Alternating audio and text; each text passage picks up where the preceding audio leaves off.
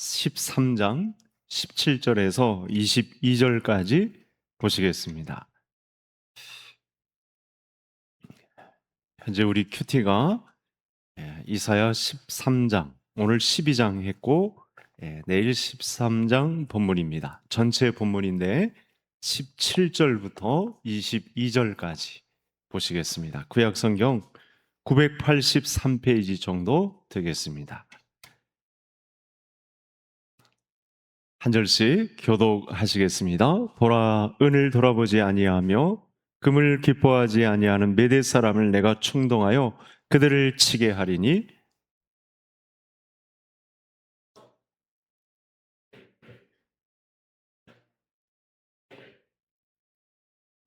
열국의 영광이요 갈대아 사람의 자랑하는 놀이기가 된 바벨론이 하나님께 멸망당한 소돔과 고모라 같이 되리니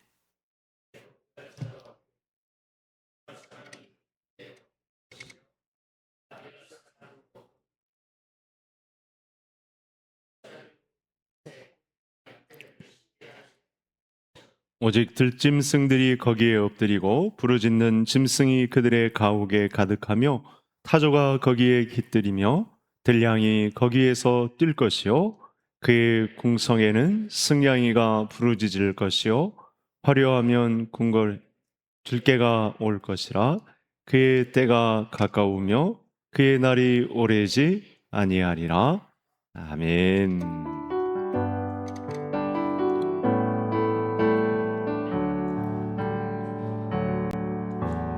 주의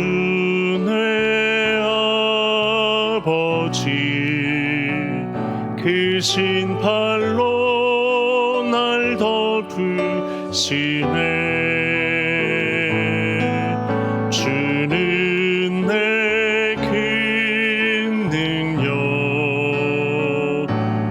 변함없이 우리를 일으키시네.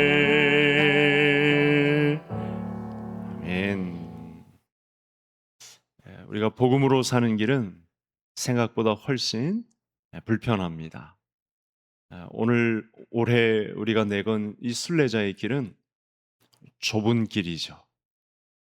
예수님이 걸어가셨던 길이 불편하고 십자가의 길이었습니다. 그럼 오늘 이렇게 금요일 밤 불편하고 좁은 길 가운데 은혜 내려주시는 하나님을 만나고 또 기도 가운데 응답이 있는 복된 자리가 되기를 간절히 소원합니다. 우리 서로 좀 인사 좀 나누실까요? 기도해 주셔서 감사합니다. 네, 감사합니다. 서로 위해서 기도해 주시려고 오신 거죠. 제 예상이 맞다면 오늘 기도 가운데 하나님께서 크게 역사하실 줄로 믿습니다. 자, 12장까지 내용을 보시면 아수르에 대한 그리고 그 주변국들에 대한 심판이 나와 있습니다.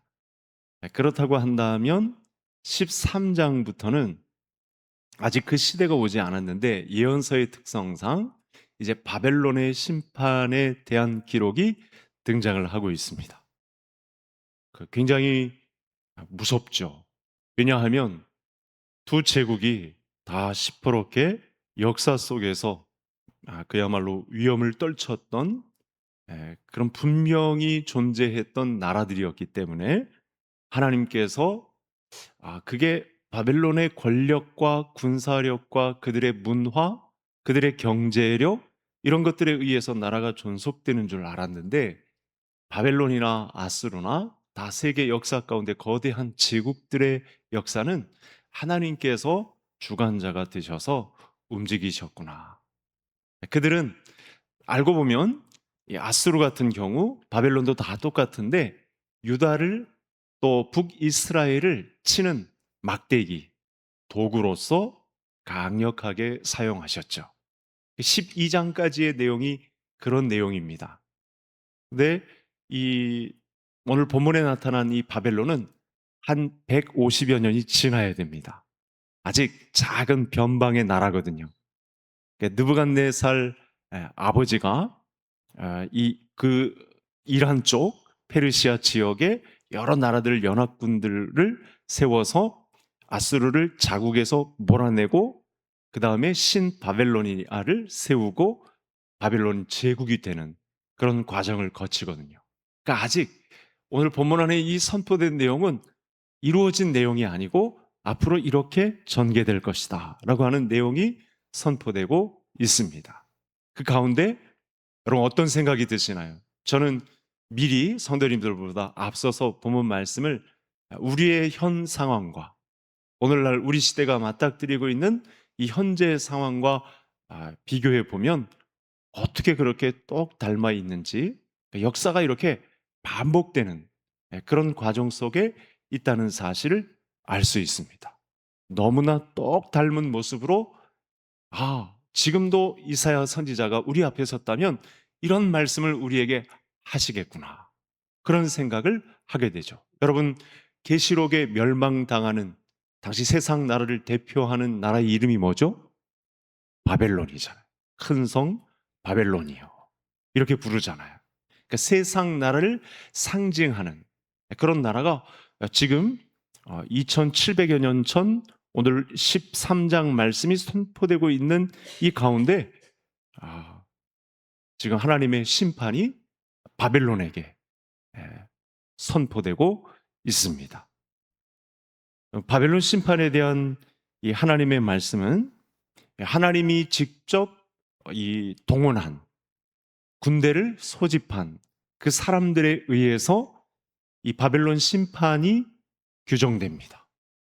놀랍게도 그 전에는 이 하나님의 막대기와 같이 도구로 이 유다를 멸망시키고 포로로 사로잡아 가는데 쓰임을 받았던 바벨론도 오늘 본문 앞에서는 하나님의 심판 앞에 서는 나라가 되는데, 하나님께서 동원한 그 군사들에 의해서 이들이 멸망당하는 수순을 밟게 되는 것이죠.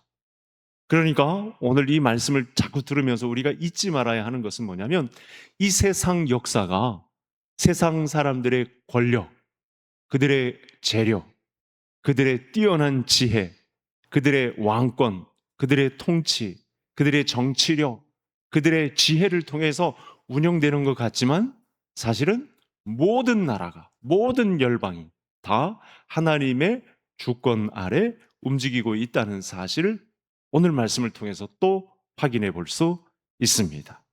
그래서 이제 바벨론 멸망의 예언인데, 결국 오늘의 주제가, 그래서 이 바벨론 멸망에 대한 예언을 들으면서 저와 성도님들이 오늘 이 시대를 살아갈 때 하나님께서 우리에게 주시는 말씀이 무엇인가?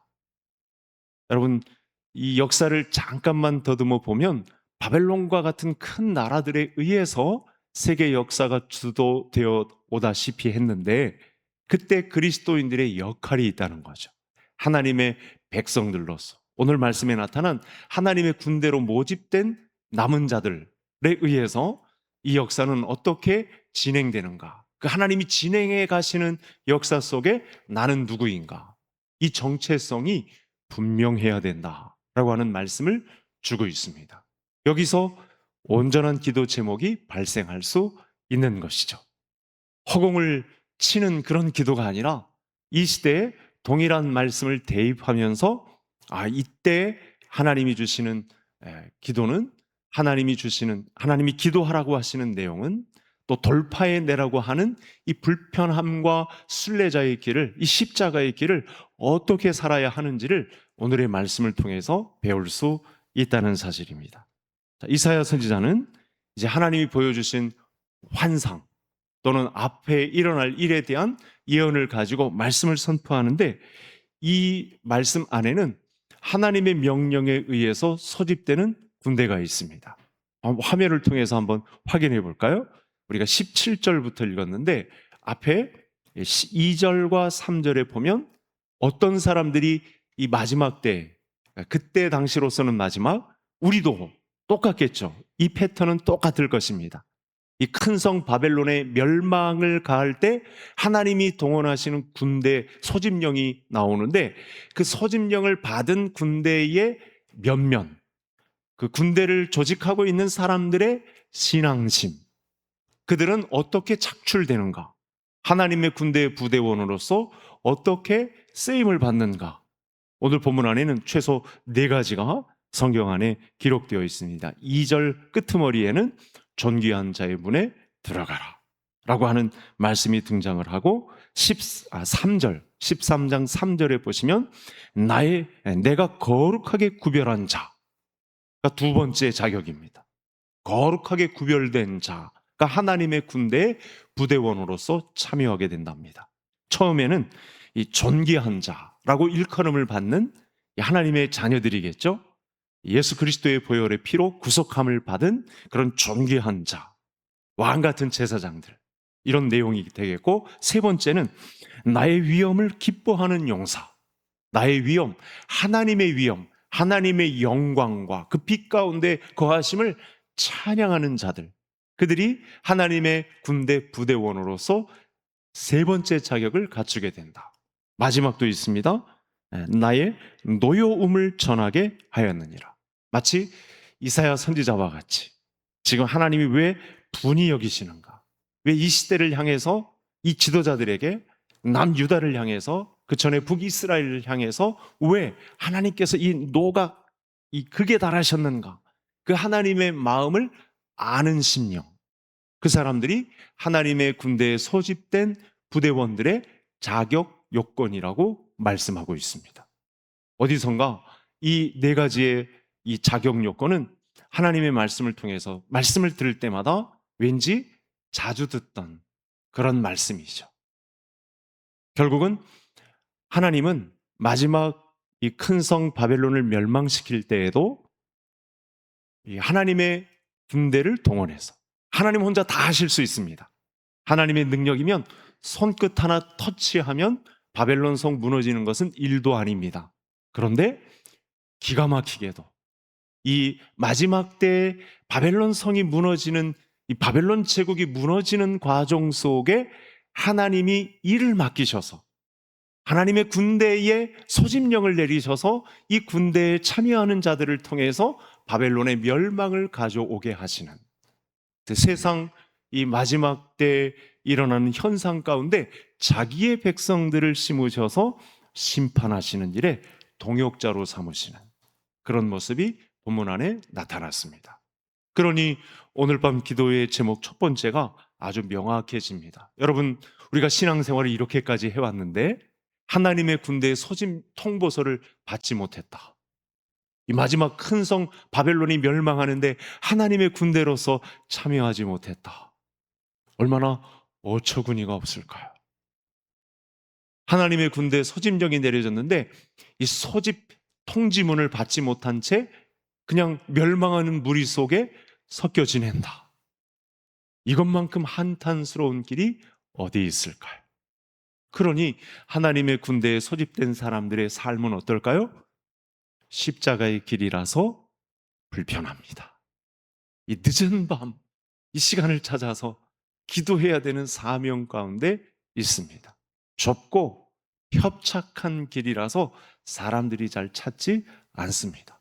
하나님으로부터 존귀한 자라 일컬음을 받는 자, 하나님의 위엄을 아는 자, 내가 거룩하게 구별한 자, 나의 위엄을 기뻐하는 용사들. 여러분, 우리가 많이 들었는데 과연 내 삶에 장착된 그런 삶의 모습인가? 하나님의 말씀을 통해서 이와 같은 길을 구하고 기도하고, 그래서 그야말로 체질화된, 그런 언제 불러도 손색 없을 만큼 하나님의 군대에 모집된 그런 용사만큼 그런 능력을 갖추고 서 있는가? 오늘의 말씀이 강력하게 저와 성도님들을 부르고 있습니다.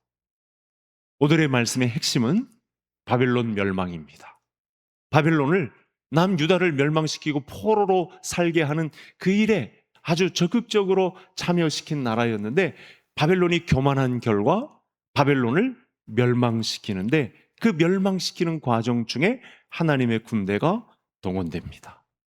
이 하나님의 군대에 불편함을 감수하고라도, 좁고 협착한 길이라고 할지라도 언제 불러도 아멘하고 예하고 그 군대 동원령에 소집령에 네하고 아멘하고 거기에 참여할 수 있는 자격을 갖추는 우리 모든 성도님들 될 수 있기를 간절히 소원합니다. 예.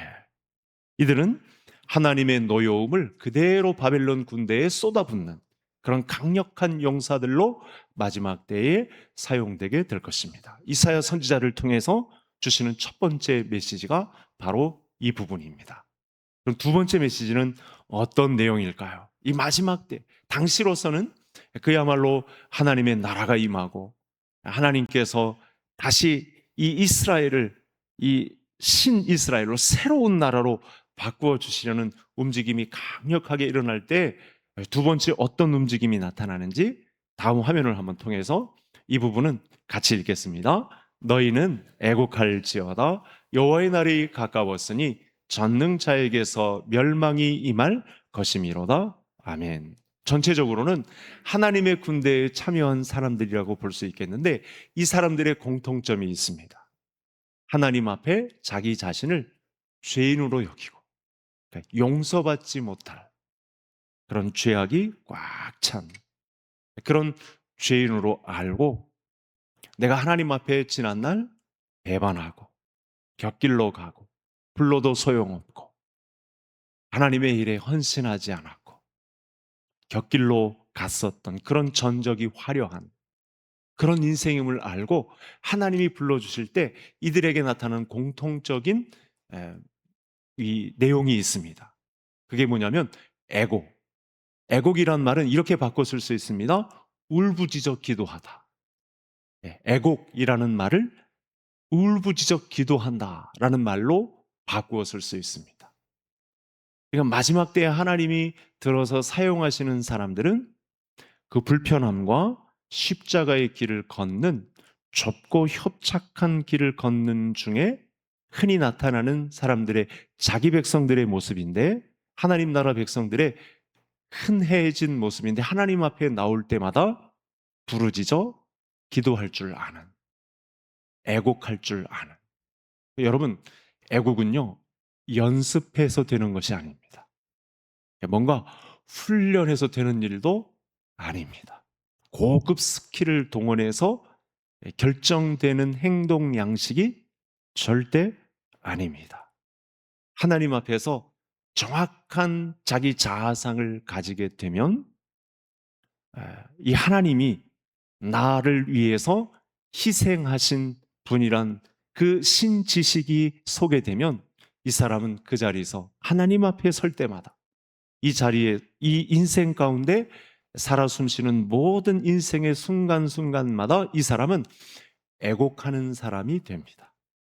그래서 어떤 교회가 건강하냐면 교회에 애곡하는 성도님들이 곳곳에 포진되어 있어서 애곡할 줄 모르는 성도들에게 애곡을 깨우칠 수 있는 사람들이 포진된 교회.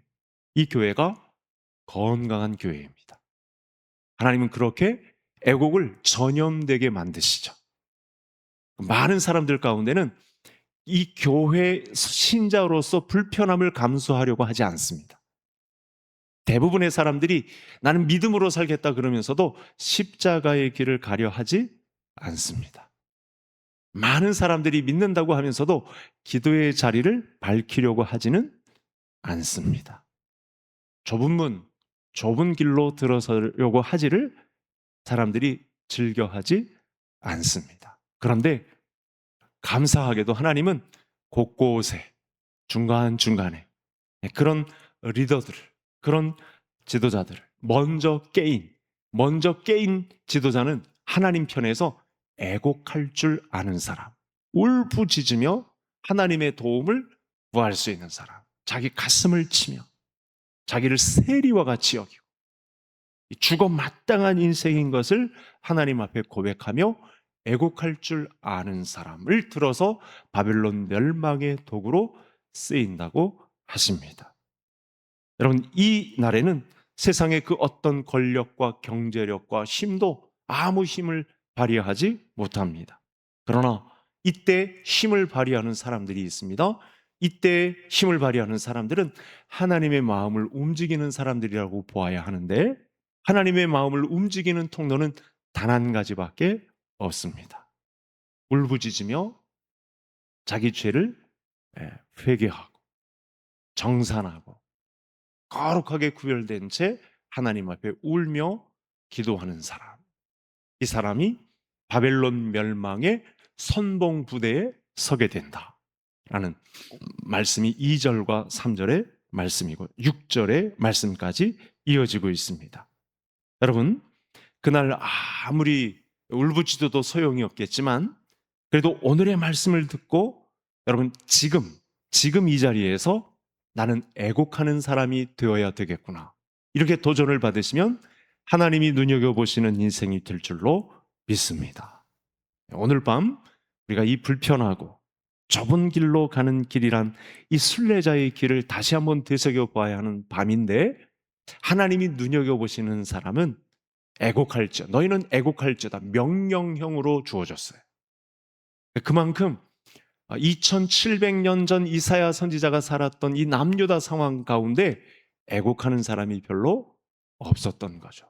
잠시 후 시간이 지나서 예레미야 시대 때도 마찬가지고 호세아 때도 마찬가지고 거의 홀로 외로이 활동했던 선지자들의 모든 시대에 많은 사람들이 애곡하지 않고 세상 연락과 즐겨하며 세상의 것을 탐닉하며 자기의 것으로 삼고 자기 배를 채우는데 열정적이었던 그런 사람들이 있었죠.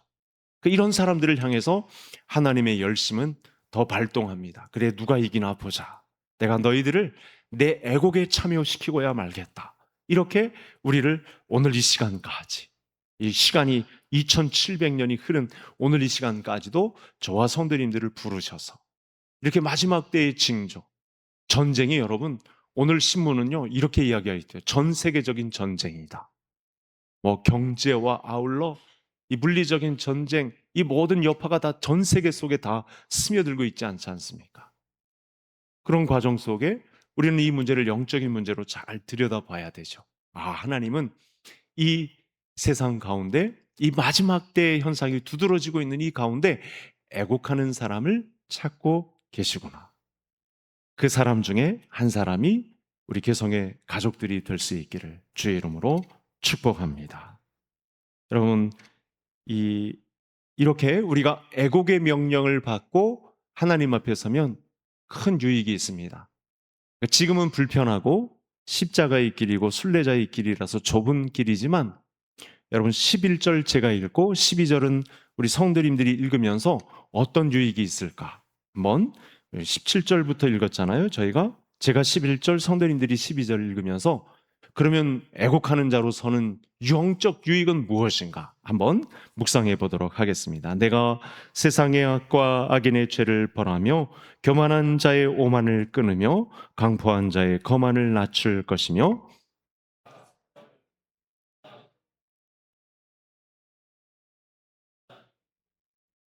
예, 여러분 그러니까 이 구절은요, 금보다도 귀한 믿음이 나의 것이 될 수 있다라고 하는 확신을 가질 수 있는 아주 중요한 단서가 됩니다. 저와 성도님들의 믿음이 금보다도 귀한 믿음이 될 수 있기를 주의 이름으로 축복합니다. 하나님은 그런 믿음의 동역자들을 예수님과 똑같지는 않지만 자기 아들과 같은 거룩하게 구별된 존엄하게, 그리고 하나님이 기뻐하시는 일을 용사처럼 같이 함께 즐거워할 수 있는, 여호와의 노를 담아낼 수 있는 애곡하는 그 한 사람을 이렇게까지 꺼내놓아서 이런 정금보다 귀한 그런 믿음의 한 사람을 들어서 내 심판의 도구로 사용하겠다, 내 군대에 동원하겠다, 이렇게 말씀을 주셨습니다. 그래서 교만한 세상을 꺾으시는 이 하나님의 애곡하는 사람들, 그 사람들이 세상을 하나님과 함께 움직이는구나, 이 놀라운 은혜를 본문 가운데에서 발견하게 됩니다. 여러분, 본문의 바벨론 제국은 요한계시록에서와 마찬가지로 세상 나라를 상징합니다. 왜냐하면 여러분, 이 바벨론이 하나님의 도구로 쓰임을 받는 과정 중에 처음에는 겸손해서 그렇게 들어 쓰임을 받는데 시간이 갈수록 하나님의 통치 권한에서 벗어납니다. 예. 그래서 이런 현상이 다니엘서 5장에 발각되죠. 다니엘서 5장에 어떤 바벨론 왕이 등장하냐면 벨사살 왕이 등장을 합니다. 그때 벨사살 왕의 마지막 모습이 어떤 모습이냐면 잔치를, 여러분 바벨론 제국은 막 몇 달간 지속돼요. 예. 공중 정원이 있는 거 아시죠? 이제 고고학적으로도 그 흔적이 있지 않습니까? 그 엄청난 고대 2700년 전 화려한 정원에서 술 파티를 하다가 그 5장 마지막 30절쯤에 오면 이 벨사살 왕이 죽습니다. 거의 신하들에 의해서 배신을 당한 채로 죽는데 역사의 기록에 의하면요, 물혈입성, 그러니까 이 페르시아에 의해서, 다음 나라가 제국이 페르시아 제국이지 않습니까? 페르시아 제국도 연합국을 결성해서 하나님의 도구로 쓰임을 받는데 바벨론에 들어왔을 때는 벨사살 왕이 잔치를 끝내고도 자기 나라에 페르시아 군대가 쳐들어왔다는 사실을 모른 채 그냥 내어주게 됩니다. 그는 거기서 그 잔치 자리에서 죽으니까요. 그러니까 잔치 중에 무혈입성, 그냥 하나님의 군대가 쳐들어왔음에도 불구하고 이런 이 자들에 의해서 이 나라가 정복당하는 데 있어서도 알지 못하고 그냥 바쳐야 되는 그런 상황에 이르렀다고 합니다. 세계 역사가 그렇게 증언하고 있죠. 그 단서는 다니엘서 5장에 있습니다. 여러분, 그럼에도 불구하고 이 바벨론 세상 나라가 이 영향력이 얼마나 큰지 세상의 모든 나라들을 유혹하여 자기들이 하는 일에 끌어들였습니다. 야, 이렇게 하면 돈을 많이 벌고 이렇게 하면 세상 향락도 즐길 수 있고 모든 세상의 즐거움을 누릴 수 있어. 너 하나님 믿어? 하나님 믿는 건 우리가 이 세상 향락을 다 누린 다음에 끝에 그때 골인을 하면 돼. 그때 기회를 붙잡을 수 있어. 이런 식인 거죠. 이게 구원파가 전하는, 영지주의가 전하고 있는 무서운 유혹이지 않습니까? 이제 곧 바벨론은 하나님의 군대에 의해서 정복당하게 될 것입니다. 임의대로 하나님의 통치 권한을 거부했던 바벨론의 이 멸망은 그야말로 치욕스럽고, 여러분 이 큰 성 바벨론, 그렇게 이게 자비가 없는 군대거든요. 이 사람들의 살갗을 베끼면서까지 이 능욕을 안겨주었던 나라가 바벨론이거든요. 그 뒤에 오는 페르시아는 더 심한 나라고요. 근데 무혈입성에 의해서 나라가 멸망당했다. 얼마나 창피한 건지 몰라요. 이게 군사력에 있어서 세계 역사 지도에서 이런 일이 바벨론에 펼쳐졌다는 건 정말 굉장히 치욕스러운 역사가 되는 거거든요. 그럼 무방비 상태에서 나라를 그냥 떠먹여준 상태에서 끝난 역사이기 때문에 이만큼 치욕스러운 역사도 없는 것입니다. 죄에 대한 하나님의 진노는 철회되는 일이 없습니다. 하나님이 한번 마음 잡수시면 그 일은 그대로 진행됩니다. 중요한 것은 이 하나님이 세상 나라를 멸망시키는 과정 속에 자기의 사람들을 군대로 동원하시고 자기의 동역자들을 세우셔서 이 일을 끝내시고야만은, 그래서 이 하나님의 군대에 동원한 자들은 훈련 과정에서 불편할 수밖에 없고 십자가의 길이고 좁고 협착한 길일 수밖에 없습니다. 그러나 여기에는 하나님이 안겨주시는 상당한 영적 유익이 있습니다. 정금과 같은 신자로 거듭나게 되는 놀라운 영적 유익이 우리에게 기다리고 있습니다. 그러면 이제 마지막, 우리가 결론을 어떻게 받을 수 있을까요? 이사야 선지자는 이 짧은 13장의 내용을 통해서 우리에게 마지막 교훈을 어떻게 결론부에서 안겨주고 있을까요? 마지막 화면을 한번 보시겠습니다. 같이 읽겠습니다. 열국의 영광이요 갈대아 사람의 자랑하는 놀이개가 된 바벨론이 하나님께 멸망당한 소돔과 고모라 같이 되리니. 우리가 읽었던 17절부터 22절까지의 말씀을 잘 보시면요, 바벨론은 소돔과 고모라와 같이 될 것이다. 소돔과 고모라의 전철을 밟는다는 것, 여러분, 가장 심한 멸망의 선언입니다. 어떤 한 나라가 너희가 소돔과 고모라 같이 될 것이다. 이건 무서운 결과입니다. 절대로 이런 명령은 받들지 말아야 됩니다. 그런 경우는 우리의 인생 속에 있으면 안 되는 거죠. 그런데 여러분, 이들은 이 바벨론을 치는 사람들은 이제 150년 후부터 200년까지 이 페르시아 사람들은 전리품을 얻는 것에 만족하지 않고 광기에 사로잡힙니다. 우리가 읽었던 말씀 안에 등장을 하는데 임산부를 막 죽입니다. 어린아이들에게도 자비가 없는 군대입니다. 그 소돔과 고모라와 같은 바벨론을 치는 그 다음 페르시아 군대는 더 무시무시합니다. 지금의 이란 지역의 이 페르시아 제국의 사람들이라고 볼 수 있겠는데, 이렇게 자랑거리였던 이 휘황찬란했던 바벨론이 소돔과 고모라와 같이 변해가자 더 자비가 없는 무지막지한 광기 어린 페르시아 제국에 의해서 바벨론은 멸망의 길로 치닫습니다. 한때 세계를 호령하고 문명을 꽃피웠던 이 바벨론이 오늘의 말씀처럼 하나님의 심판을 아주 철저하게 받고 있는 그런 모습으로 맺어집니다. 이 생의 자랑은 이처럼 한순간입니다. 세상의 화려함은 결국 오래가지 못합니다. 그러나 오직 하나님의 말씀과 그분의 나라는 영원한 줄 믿습니다. 세상 나라 속에 세상 나라들이 하나님의 통치를 거부한 채 우리 대한민국이라도 무너져가는 길에 서 있게 된다면 그때 우리에게는 희망이 있습니다. 왜냐하면 우리를 찾아오셔서 소집령을 들고 내 군대에 참여하라, 이 마하나임 군대에 참여하라 라고 하는 소집령을 가지고 그 흔적들을 찾아서 군대의 일원으로 세우신다고 말씀하고 있습니다. 오늘 이 밤 흔적도 없이 사라질 이 세상의 자랑과 이 세상의 화려함과 영광의 마음을 빼앗기지 마시고, 나는 하나님의 이 아픔, 하나님의 노여움을 안고 그 노여움을 발산할 수 있는 자인가? 나는 애곡하는 자인가? 하나님의 아픔을 담아낼 수 있는 기도자인가? 이 말씀을 묵상하시면서 흔들리지 않는 이 하나님의 나라 백성으로 최종 승리를 우리에게 안겨주셔서 그 순금으로 뒤덮인 그 천국을 우리에게 승리의 나라로 허락하시는 그 나라의 주인공들이 다 되시기를 주의 이름으로 축복합니다. 오늘의 기도 제목에는 그동안 잘 사용하지 않았던 기도 제목들이 있어서 기도하시다가 생각나지 않으실 수 있습니다. 문장이 좀 길어서.